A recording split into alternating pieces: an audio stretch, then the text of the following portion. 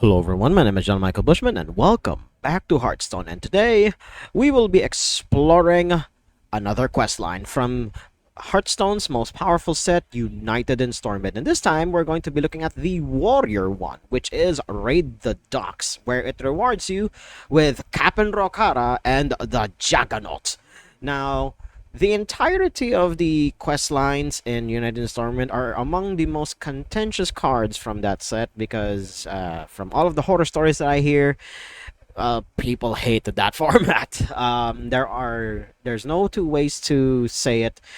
People absolute there are more haters for United in Stormwind than there are people who defend it.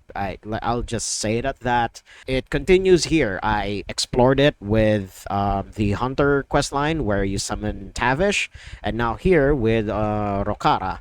Now I will say this may become a recurring theme, but I may just end up exploring all of the United in Stormwind quest lines eventually, but I may or may not, because some of those decks are absurdly expensive or absurdly cheap depending on how you build them. But this is one of the cheaper ones because pirates are surprisingly cheap. So the entire deck is built around this quest line here, and this was also nerfed, similar to the Hunter quest line. The Hunter quest line started level 1 with 2 spells. Raid the Docks also was nerfed from playing 2 pirates to now, as you see here, play 3 pirates instead, making this quest line just 1 turn slower than it needs to be, and you can definitely feel it, especially with a deck like this. And the primary reason why I'm even playing Pirate Warrior is not for nostalgia's sake, but because whenever I hear the word warrior, I expect Berserker class. I expect the frontline tanks. But no, what we get with warrior instead is cold, calculating steel. And this is a fuck you to that archetype and say, look, warrior can and should be aggressive. So this is me playing what is essentially the control archetype with aggressive options. So we're gonna tackle that here, and it's just all pirates. This entire deck is all pirates, well, almost all pirates, but we'll get to that in a bit. Raid the Docks is where everything starts. You play 3 pirates, and once you get that, you draw a weapon. There is only 1 weapon in the deck, and it's the one that just draws us more cards, but we'll get to that when we get there. Oh, by the way, main win con of the deck, just hit face. And if hitting face is not enough, you also use your own minions here as a way to control the board. There are no other options in this deck. This deck is extremely straightforward. I don't know if I should even go into too much nitty-gritty, except for probably the quest line itself. So going into the second one, also you play 3 pirates, and then you shoot 2 enemies with 2 damage. And yeah, it's pretty simple. And again, from 2 to 3 is a huge difference. And then secure the supplies, same thing. You play 3, and then you get Cap'n Rokara herself, which summons a nearly uninteractable piece on the board called the Juggernaut, which is her ship. As far as I know, the only way to deal with the Juggernaut at the moment is to use Bob. And because Bob bounces stuff back to hand.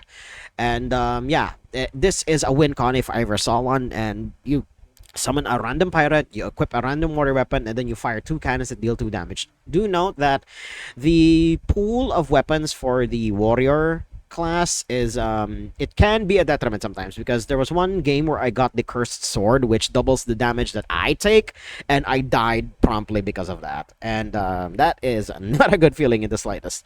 So yeah, the entire deck is built around this quest line right here, and all of the choices here are for pushing damage and making sure your opponent dies beforehand. And I also need an excuse to finally craft quite possibly the best 1-drop this game ever got, Patches the Pirate. Which you see him here, he's still pretty powerful, don't get me wrong. It's a 1 mana 1/1, sure, but he summons himself from the deck, which is Yu-Gi-Oh levels of bullshit. And this is probably the closest thing we have to a Yu-Gi-Oh card, because it summons itself from the deck. The thing that made this guy way more powerful than he needs to be is because he used to have charge, and his opening line when he comes into play is he says charge. But now, since he no longer has charge, he just says yahar. Typical pirate behavior there. But He's finally here, and he will likely slot into a lot of pirate decks, and has been slotting into every pirate deck ever since his inception, which is way back in Mean Streets of Gadgets. And holy crap, this guy is pretty goddamn old. Then the next couple of pirates, they just add pirates.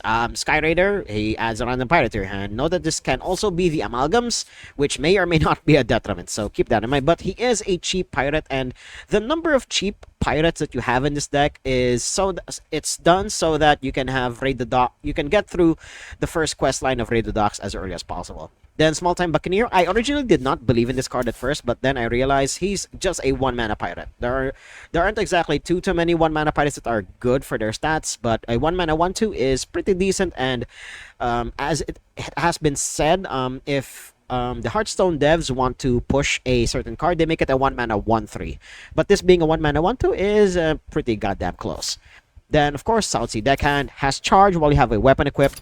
You get your weapon from Nazat's first mate. We'll look back around to that in a bit. But otherwise, he's a 1 mana 2/1, so that also makes him a decent ass attacker. Then, of course, Treasure Distributor has been in any and all pirate decks ever since this introduction. He gives a pirate a +1 attack. It doesn't seem like much at first, but if you have like 6 to 7 pirates attacking all at once, you're gonna feel that. And then the last pirate, which is in the 1-drop slot, Nazat's first mate. This gives you a 1/3 Rusty Hook. Now, do be careful with this deck in particular, because the attack patterns seem straightforward at first, but it's also a matter of when your hero in particular should attack, because some of the effects that you have in this deck rely on your hero attacking first and then they follow soon after. So you'll see it in the games. It's a lot better, in fact, if you see it in the games. But now we're going to move on to the 2-drops, and starting off with Bloodsail Recruiter. 2 mana 4/1, which is insane, but he discovers a pirate. So he is a cheaper amalgam because he's just a common, and the amalgam version of this is a 2/3, but it searches any creature of the tribe that the creature belongs to. And a lot of them are pirates anyway, so you'll actually have a chance of discovering the legendary pirates amidst all of this. So keep that in mind. Then another pirate here, Coconut Cannoneer, deals 1 damage after an adjacent minion attacks. So you would prefer to have the Cannoneer in the middle of 2 other minions that can already attack. And yeah, she's also, or he, I don't know. The pirate is a 1/4. There we go. They're a 1/4, so it takes a lot to kill them. Otherwise, they are a very poor attacker, but you're mostly using them as additional reach. So, and then moving to Harbor Scamp, similar to the Sky Raider, this just adds consistency to the deck because it gets a pirate from your deck. And then Parachute Brigand has been in any and all pirate decks ever since this was introduced, because she's a free body. You just play a pirate, and what would usually happen is you summon a 1-drop, and then you have 1 to 2 parachute brigands in hand, and then you also summon Patches the Pirate. More often than not, your opponent will concede if they don't have any removal. But with removal being so good these days, you're going to see why this deck doesn't exactly fly by today's standards. But there are a couple of things that may or may not put them over the top. One of them being Ship's Cannon. This is basically the removal tool, one of the removal tools that this deck has, because after you summon a pirate, you deal 2 damage to a random enemy. Note that this is Warrior. It doesn't exactly have recursion, so do keep that in mind. Your entire goal is to be as aggressive as possible, and you must not stop the pressure, or else your opponent will very easily take over the race. And then we move on to the legendary, the only weapon in the deck, the Ankar. You just draw stuff from the deck. What more could you need? That's all I need to say about that. Then the other, I believe this is the last class-specific pirate. Yeah, a lot of the pirates, as I was building this deck, a lot of the pirates are surprisingly at neutral, which is extremely concerning and probably fuels the reason why people hate this tribe so much. And yeah, I hate it too, because good god, I have lost to this archetype so many times across the other classes that can very easily abuse this in the wild format. So moving back to Defias Cannoneer, another pirate that's basically a slightly more powerful version of the ship's cannon, but this only triggers when your hero attacks. So this is why I'm saying you should time your attacks while you have the Defias Cannoneer Cannoneer so that you can maximize the amount of damage that you can do on board. Then Hosen Roughhouser is like one of the stronger cards that is in this deck because it gives a friendly pirate +1/+1 whenever they attack. Being a 2/4 means that he can tank a hit or two before dying, or at very least your opponent will waste their resources removing this thing before removing any other problem that is on board. And good god, this guy is so fucking annoying. And then of course South Sea Captain as additional stats, just to grant even more damage to your board. Then the only flex slot that this deck has is our ETC package. What's inside his band? Well, you have Smothering Starfish for those pesky Libram Paladin shenanigans. Then you have Brawl as our catch-all board wipe. I did consider a bunch of other stuff like, say, Sanitize, but this deck in particular doesn't really gain a lot of armor. And then there's also the one where you deal 5 damage to random enemy and then you deal 5 split across minions. I also consider that, but Brawl definitely catches more, especially with the Zergs flooping about every once in a while, but you don't really see them that often. Brawl definitely catches more compared to the damage-based ones that Warrior has. And then, of course, Bob the Bartender to remove specific minions from the board, especially Velen, because this deck does not stand a modicum of a chance against Velen. So, yeah, that is the entire pirate package. And the other reason why I'm even considering playing this archetype is because of this guy right here. Have suffered so long. If only I could shoulder more I bought him, and I do not regret it one bit. He looks so goddamn good, and especially when you reduce him down to 15 health, he gets into his werewolf form. So hopefully we'll see that, but you never know. My deck is extremely aggressive, and at least at the time of me recording this video, the season had just reset. So you guys, it stands the best possible chance for this deck in particular. So, without further ado, let's get into these games. Versus Throne. Up against Shaman, so we're up against a combo deck. There's literally no other way that I see this other than being a combo deck, or it could be one of the two aggro decks, which is either Murloc Shaman or Totem Shaman. So we're gonna mulligan away our entire hand except for Raid the Docks. We're going to try to fish for our 1-drops as much as possible, but we did not get that. Unfortunate. Although at least we got the Hosen Roughhousers rather. But if we draw a 1-drop off the top, that is definitely a Gucci.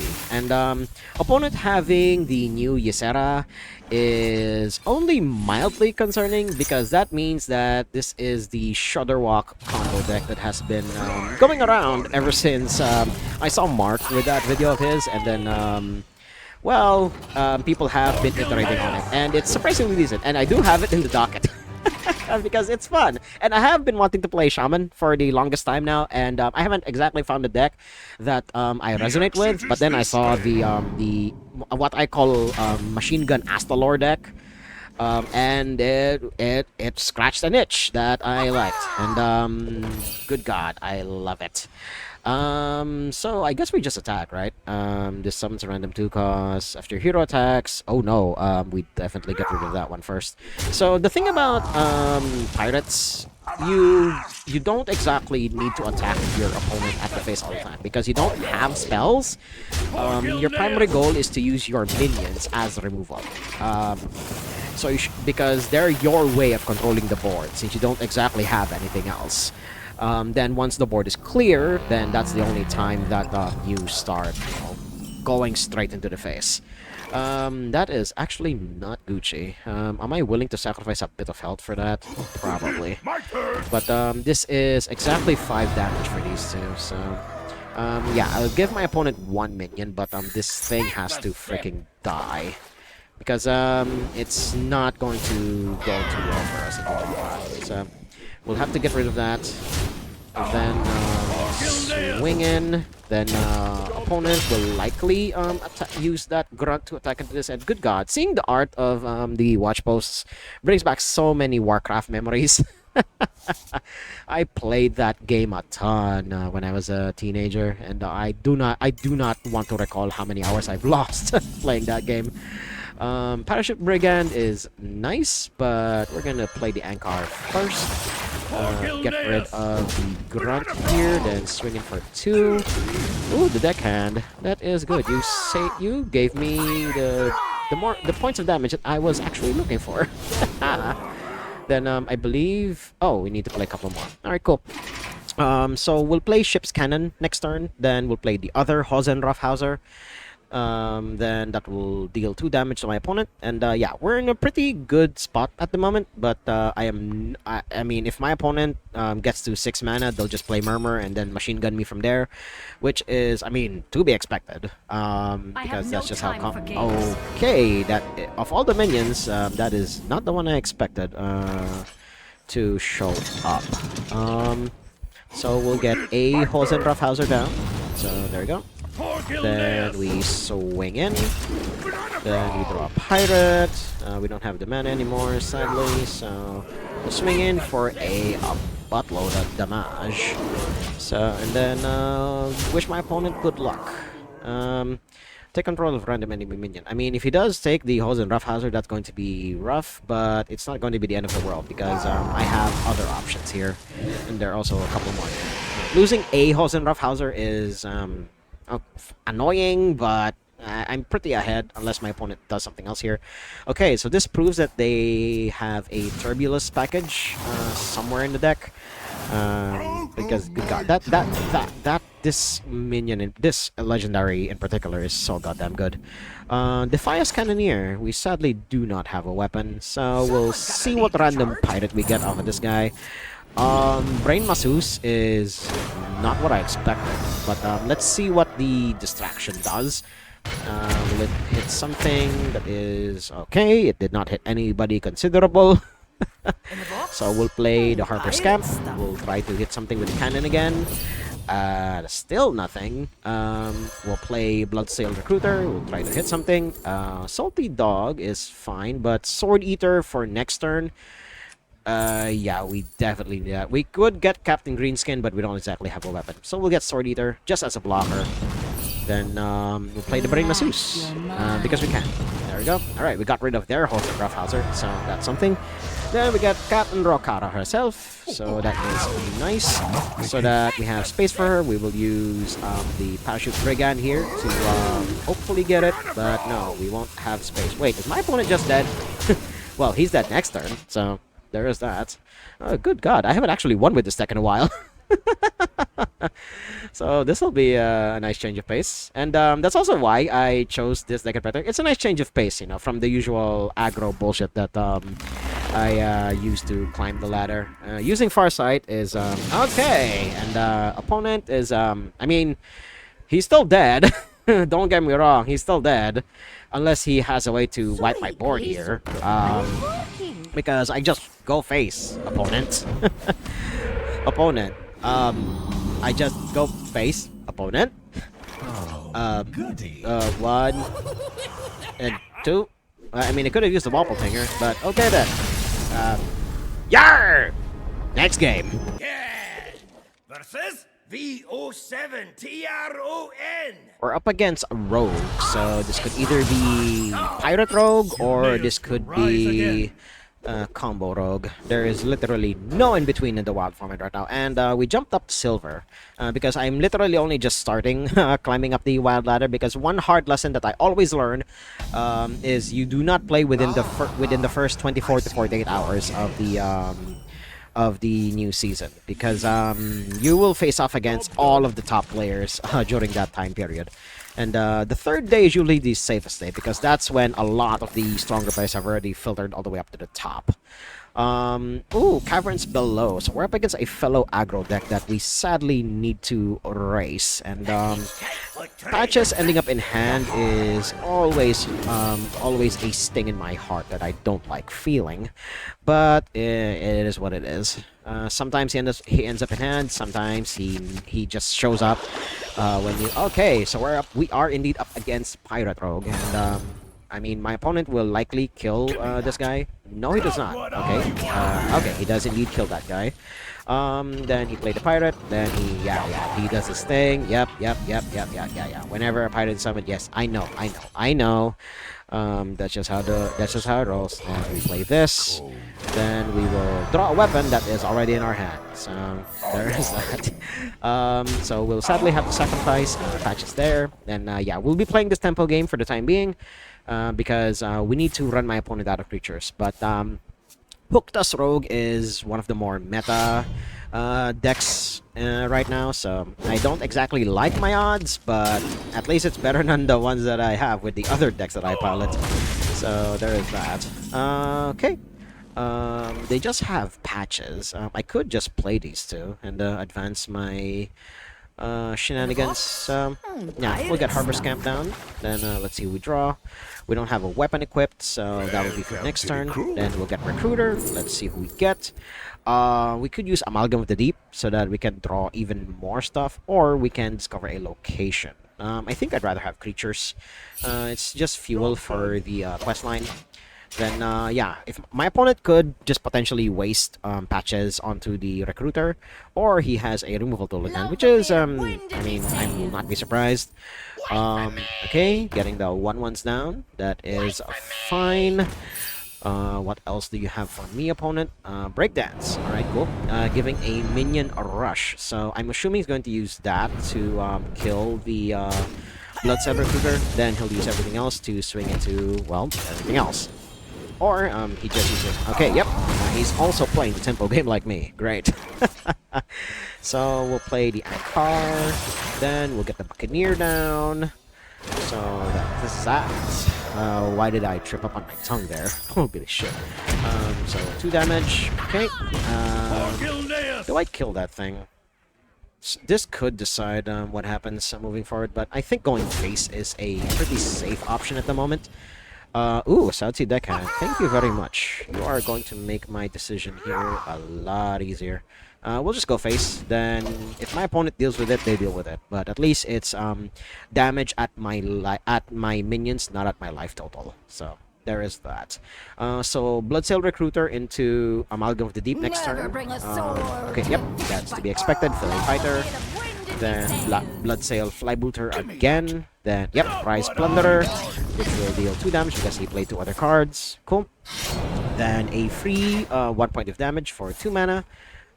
Ooh, Shadow Stepping Back. Which one? Okay, yeah, so that they can play that for free. No, they didn't even attack. Huh, I think my opponent may have forgotten. Do I deal with that there? I don't think... We'll see first what shakes loose from here. We could dredge, but I believe I need a taunt at the moment. Yeah, wait, no, yeah, this is fine, because this is all creature types, so this will be fine. So there we go. Then, that's 3. Then we get Captain Rokara for next turn. The taunt will at least mitigate some of the damage, and then they'll also potentially deal with the Bloodsail Recruiter. But again, it's damage directed at my minions and not at my face. So there is that. So we'll just play Captain Rokara, then we'll slowly but surely machine gun my opponent from there. Okay, yep. Playing more pirates, caverns below. So now everything is a 5/5. Oh boy, things are gonna hurt from here. All right. So this is gonna suck. All right. So now we're in a bit of a pickle here because all of his minions are now 5/5s. So let's see. Obviously Captain Rokara. There we go. So we summoned the Juggernaut. But we could just die here. Now that I'm looking at the board. Yeah, 5, 10, 15, 20, 25, 30. Yeah. We literally have no way to deal damage like right now. So we'll just discover a minion, then we'll call our losses here. See you guys in the next game. Versus Ragnarok. Up against Shaman again, so this is either aggro or combo. Once again, no in-betweens. Having Parachute Brigand is decent. So we'll have 3 creatures on board on turn 2. So we're going to see what our opponent has here. If they don't do anything on turn 1, that means they are a combo deck. But if they do indeed do something on turn 1, then they are the aggro variety. And let's We see. have turned our Gen curse Greymane into our is an strength. indication of potential aggro, but we're going to find out soon enough. So let's see. I mean, they could just play a totem and be done with it, or they have another 1-drop in hand that can be used to enhance the minions that they have. Or they could just cheat shit into play, so that's not surprising in the slightest. They are Totem Shaman. Alright, this is going to be an interesting bout, because if there's one thing about totems is they have a lot of health, and it's not exactly easy to wear them down, so there's that. So, Brigand, then Patches. Then we'll use the South Sea Deckhand to get rid of this Totem Wall. Again, use your minions to gain tempo as much as possible. Now that I think about it, I didn't do that exactly in the previous game against the Pirate Rogue. I should have been more aggressive with my minions against their minions. So I'm going to try to do it more often here. So Tuskar Totemite, okay, cool. Getting rid of the taunt is not exactly too much of a problem. So that goes there. And then, how should we deal with this? We already have... This won't exactly be a problem until much later, so I think sacrificing these two for that will be fine. Then we swing into the totem. Then we do this. Then we do this. Then we'll draw a weapon. But I believe I'm not going to play it that turn. We'll just play it the turn after. Has charge if this didn't start in your deck. 2 mana is a bit much, unfortunately. Immune while attacking. These are all horrible, unfortunately. But this does have charge, so this could be useful later. Dormant for 1 turn. So this basically similar to this. Give a trust my friendly instincts. random pirate +2/+2. I don't even know if we'll have enough by that point. But yeah, I think this would be better. Because it's lower on the curve and it will allow us to get through the quest line a lot faster. So let's see what my totem opponent has. Okay, getting another one down. The one with the taunt, always annoying. Thing from below is just as annoying. So, and yeah, they will definitely clear that. They'll happily take 5 points of damage just so they can get rid of that thing. Okay. Ooh, the Fire Cannoneer is a nice. So we play that guy. Then we attack and see who hits. Okay, those 2 is fine. Sadly, we'll have to get rid of our 2 guys here for this, because Thing from Below is scary. Then let's see what else my opponent could potentially have. Again, I've been playing the... I should keep in mind, I should play the tempo game more often. Oh dear. So that's their quote-unquote win con, because now all of their totems have a decent amount of attack. But I think... Hold on. Brawl is not exactly good at the moment, but we can get it now. Because this is an aura. So silence does... I don't think even silence will help here. So we'll just put ETC down. Then I believe we just get Brawl more than anything else. Then we just pass back. Then again, if the damage goes to my minion, then that's good. If it goes to my face, then that's pretty goddamn sad. So let's see. I haven't got it in. Well, I don't know if I'll even include it in the in post, but seeing this guy transform, it doesn't get old. honestly, because it's just so well done. I mean, granted, it should be a lot cheaper than what I paid for, but hey, I guess Blizzard's gotta make money somehow. Haha, you know, you insert that gif of that one character wiping tears away from their eyes. There is a chance that if I use Brawl here, ETC will survive, but on the off chance that he doesn't, I don't think... You know what? We just do it. And the funny thing about Brawl is Daddy Gen here does have a voice line for Brawl, which is really funny. All right, we cleared the board surprisingly. Wow, ETC, you did good there. So that's surprising. Okay, summon copies of your tokens. Oh, no wonder how we got it. I wasn't exactly paying attention. Sorry, game. Okay, yep. So he gets that. Yep, it's not exactly a 1-drop, so it doesn't get the buff from the anchor totem. And Tuskar Totemic, sure. So it gets that, then gets a buff. Oh dear god. Those are huge! And there we go, caught it on video at least. Again, transforming into his wolf form there. So we play this. Then we have only 4 mana sadly. So we'll just play Defias Cannoneer. Then we do a little bit of housekeeping. Once this gets through, we'll see what it targets first. Minions that sadly can survive. So this goes here.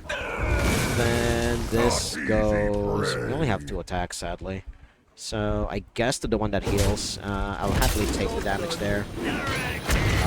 Then that's that. There we go. Thank you, Cannoneer. Then let's see.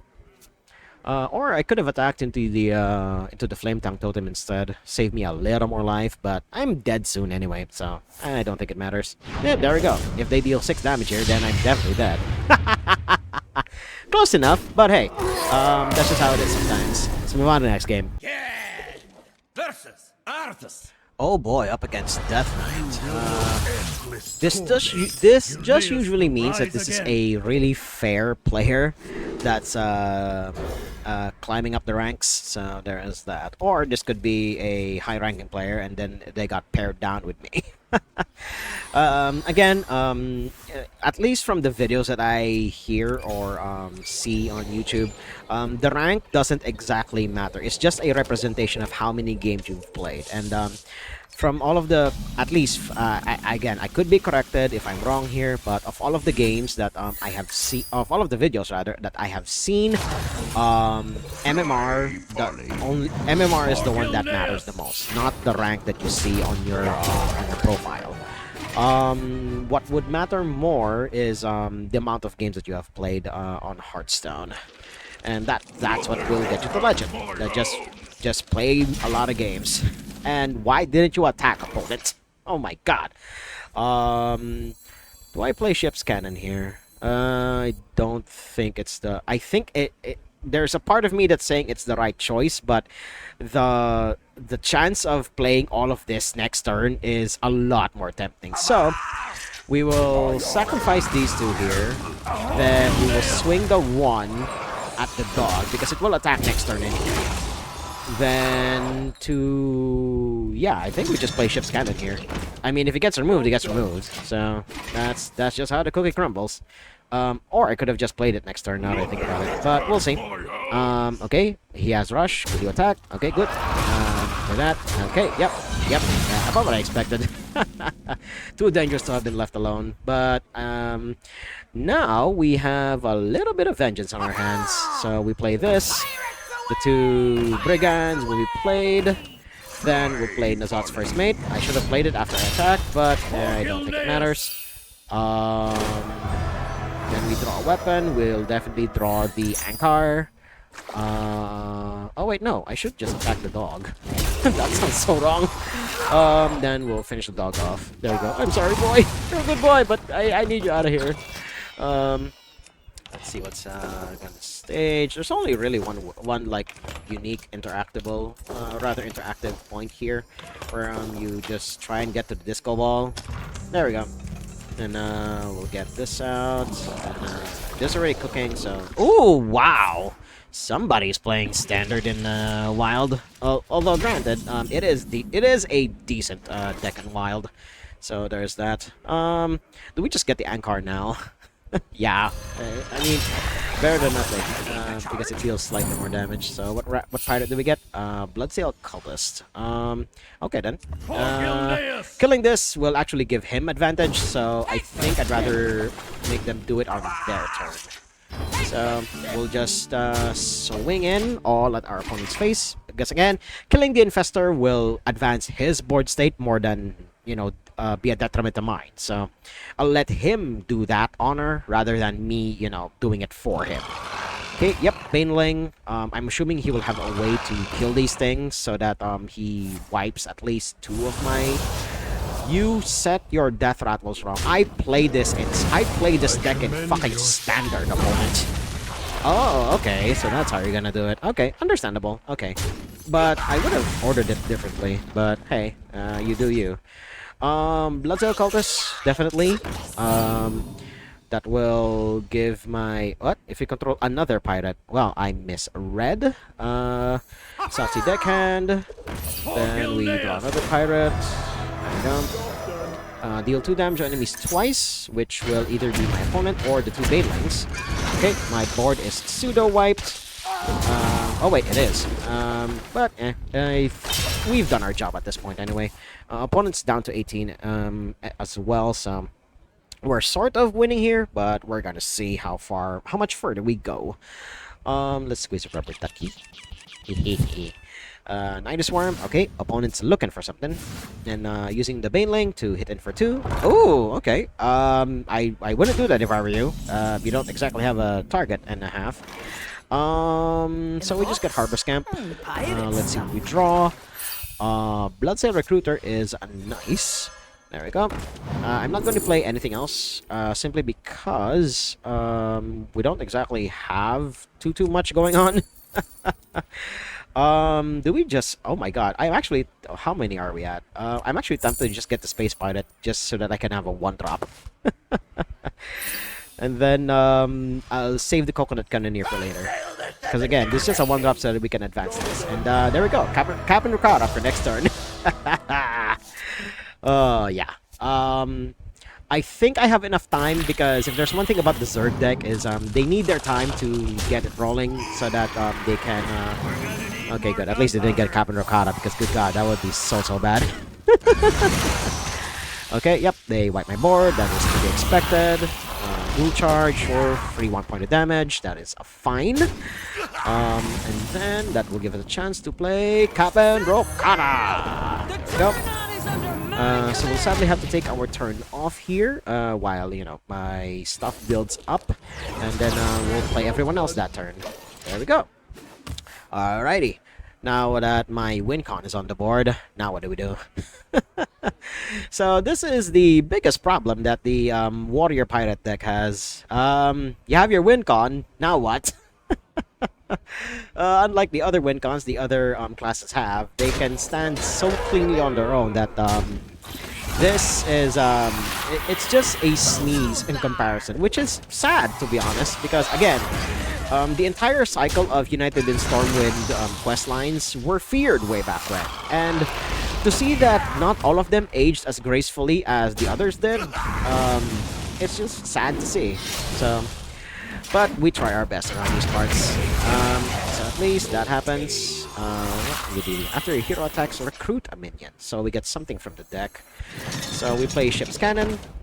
Then we do a little bit of housekeeping. We could attack that, or we could attack this. Again, we do housekeeping here. So there we go. Then we get Hausen Roughhouser. Sure. Then we get yeah, Coconut Cannoneer. Then that shoots that. Then we gain a bit of armor just as protection for next turn. We'll lose our weapon immediately anyway, so because the Juggernaut changes our weapon every turn, so that will definitely... This will definitely change every turn. But we're not exactly in a safe place. We could just die like in very short order here. So okay, one to the face. Will you kill everything else? Okay, good. Because again, making it be directed at my minions rather than my face is definitely much better. Okay then, killing them instead of me is always good. But now I have to deal with a 4-3 and a what's the stat on the Viper? 6-3. Alright, cool. So now their board is full and I have absolutely no cards in hand. So let's see what the Juggernaut gives me. A minion that doesn't do too much, sadly. What does this do? Transform into a new weapon when in hand that changes each turn. I sadly do not have the time for that. So, because it's not profitable for me to attack anywhere else, we'll just get a bit of armor and hope that my opponent does something about this. Which, I mean, it's possible. I literally have no cards in hand. Oh, good God.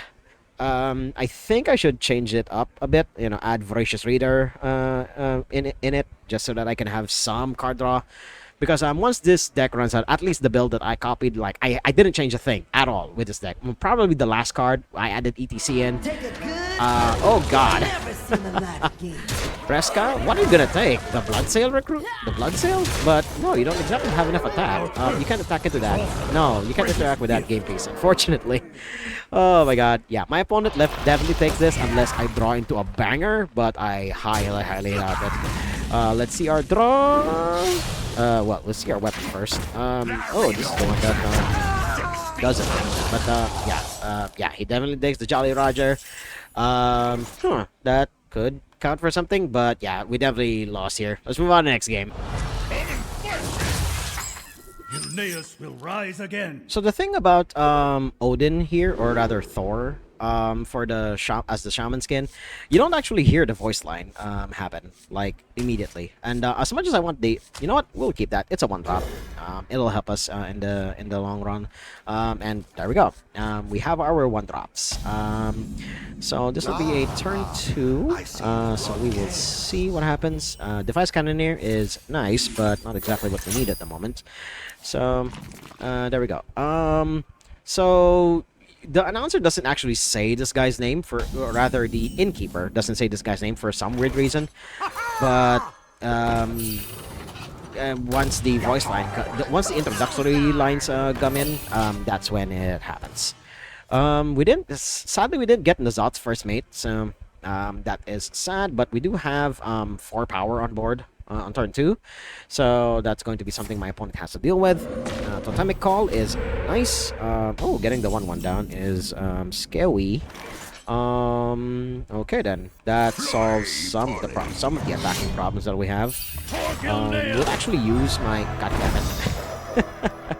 I'll attack in a bit. There we go. Right. I'll actually use my hero to attack me. There we go. Then we'll attack with the rest of our guys. There we go. Then gain a bit of armor. There we go. Alright. That is something I don't actually usually do with this deck, simply because, well, it's an aggro deck. I don't exactly have the time to gain a lot of armor. So there is that. So let's see what my opponent has. Oh dear God, this is a combo deck. This is I only usually see this in combo decks, so we are in for a wild ride. So we get the Device Cannoneer down for some damage. Then let's see who he hits. I mean, he only has 2 valid targets, so there's that. Then we swing the Zod's first mate into there, and no, Patches, you will not get into the line of fire of the minions. Probably not until much later. We do need a 1-drop though, so we will have 5 mana next turn, so we'll still keep up the offensive with Ankar and then into Bloodsail Recruiter. So it's nice when the deck like really works. I mean, granted, it really does work, but decks these days just do way too much compared to what they were during the heyday of this deck. So we get Ankar, then we play the Recruiter, and what do we get? Sky Captain Krarg is nice. Hosen Raftar is also nice. Krarg is not actually good at the moment, so we'll just get Travel Agent, so that we'll have a move for next turn. There we go. And then the location could also help, so there's that. Mixologist is nice. Some of the Shaman combo decks also have this, just as a way to round out the deck. Because most of the stuff the Mixologist gives you is either removal or a bit of healing, so that you can survive into your combo turn. Using the coin here is oh, okay. I thought he was going to do something else, but okay then. So that happens. Then we do this. Then we the Scamp is nice. We'll play Ship's Cannon. Then hold the Roughhouser. There we go. 2 damage right to my opponent's face. Then let's see who this hits. Hopefully the mixologist. There we go. And another one to my opponent's face. There we go. All right.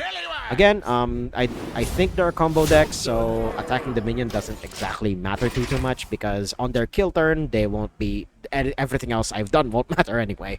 So let's see. Okay, devolving my shit. Good thing it's just this.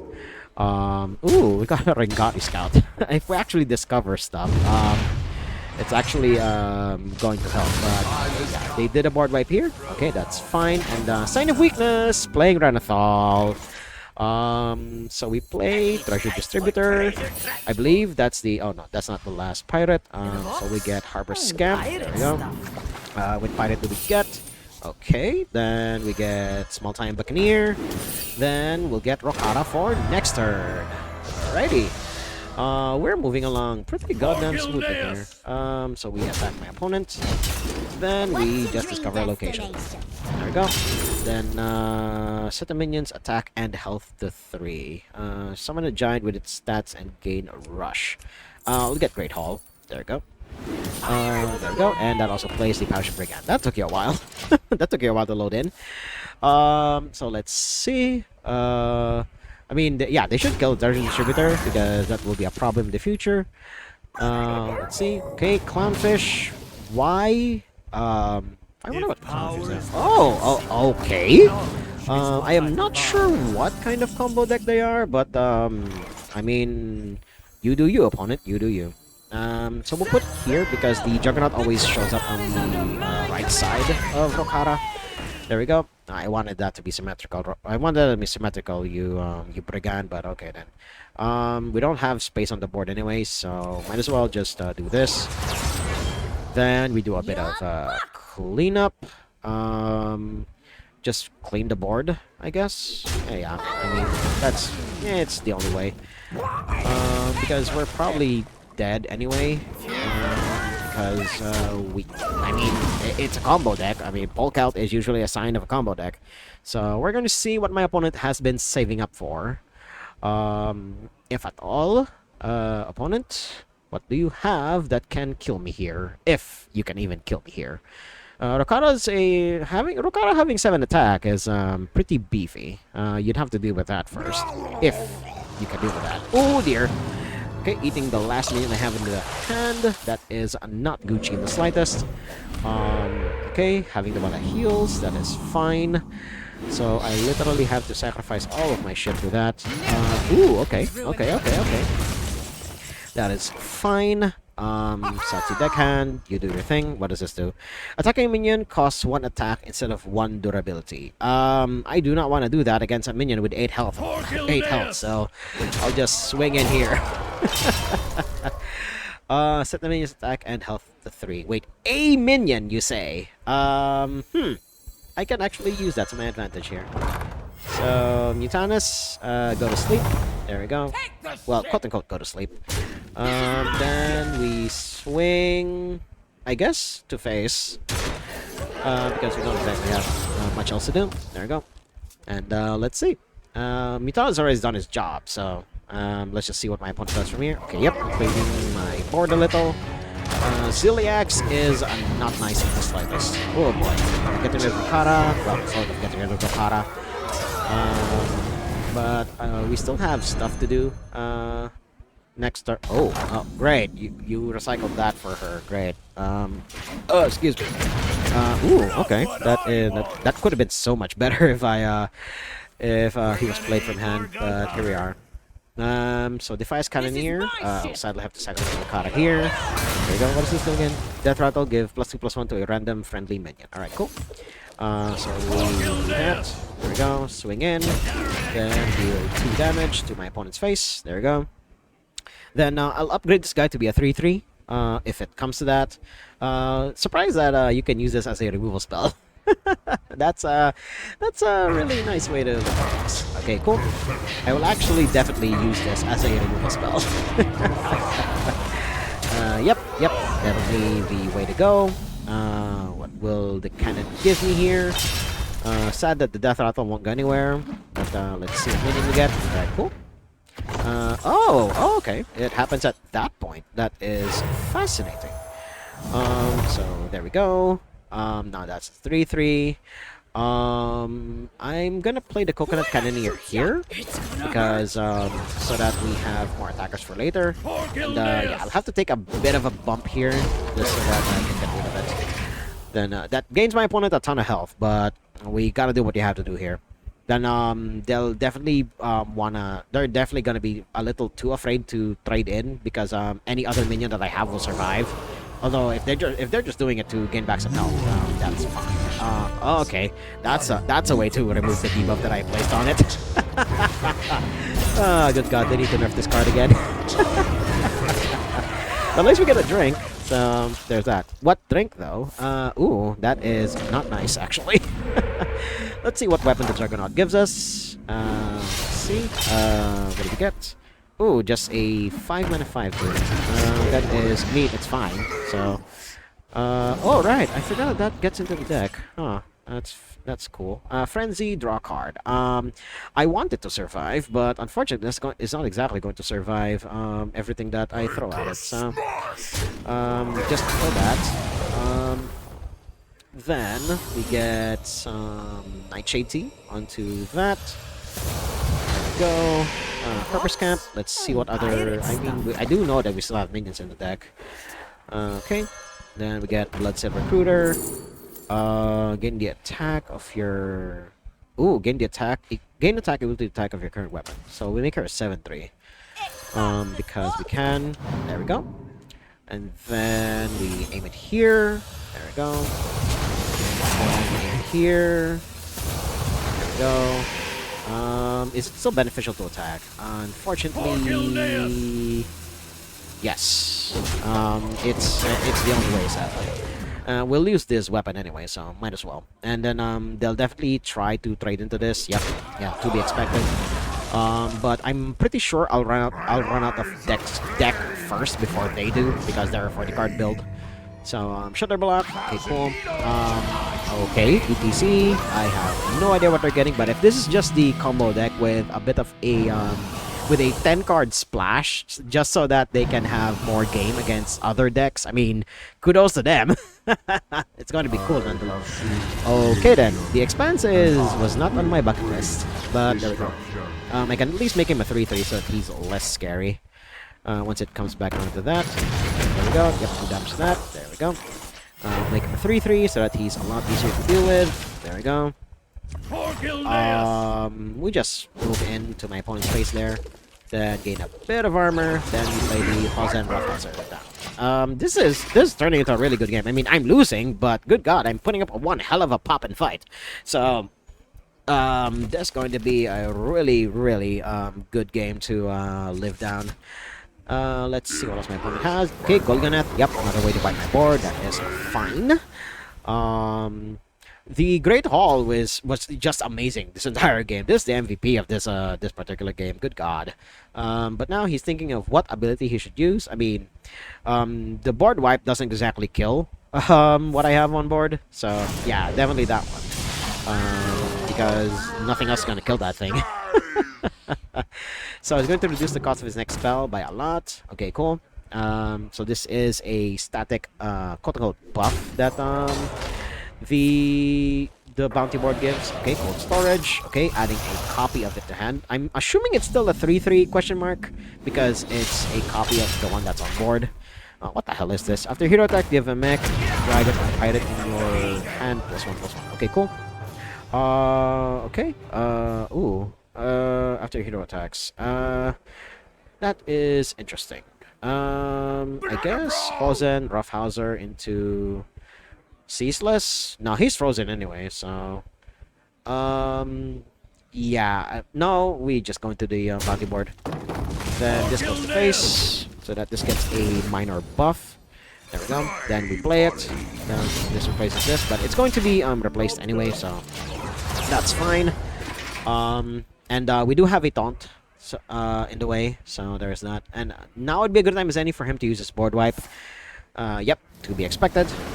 But that still leaves the Juggernaut on the field, so that's something. And then, okay, Lotheb. That's not exactly going to help because I am mostly a creature deck opponent. There we go. What weapon do we get? Oh god, that's the one that I did not want to have. Oh dear God. So we do this. It's gonna hurt. We Gilneas. swing in, and we could die very, very shortly here. So there we go. And there we go. There we go. Alright. So we could die very shortly here, because it's 6, and then this is 10. So 16 damage. And gaining the armor was the one that saved me there. Oh my god. What's the last one? Draw 3 overload cards. I think it's safe to assume that they don't have too many overload cards in this deck. But you never know. Nobody move. Okay, enemy battle cry cards. Wow, that is a tech card and a half. Got a lot of deck space in their opponents. Can't blame me though. Let's see if they're going to do anything else. Okay, they're just going to restore health, and good. Thank the gods I'm going to lose the cursed blade. What is this time? Spell burst. Summon a student with con and stats equal to the spell's cost. That's not helpful in the slightest. So we may have just lost here. Because we literally cannot get past whatever it is my opponent's doing. Let's move on to the end screen. Okay, we're here at the end screen, and it performed about how I expected it to. Granted, it's still a really lean aggro deck, but aggro decks these days need to do more than just go face.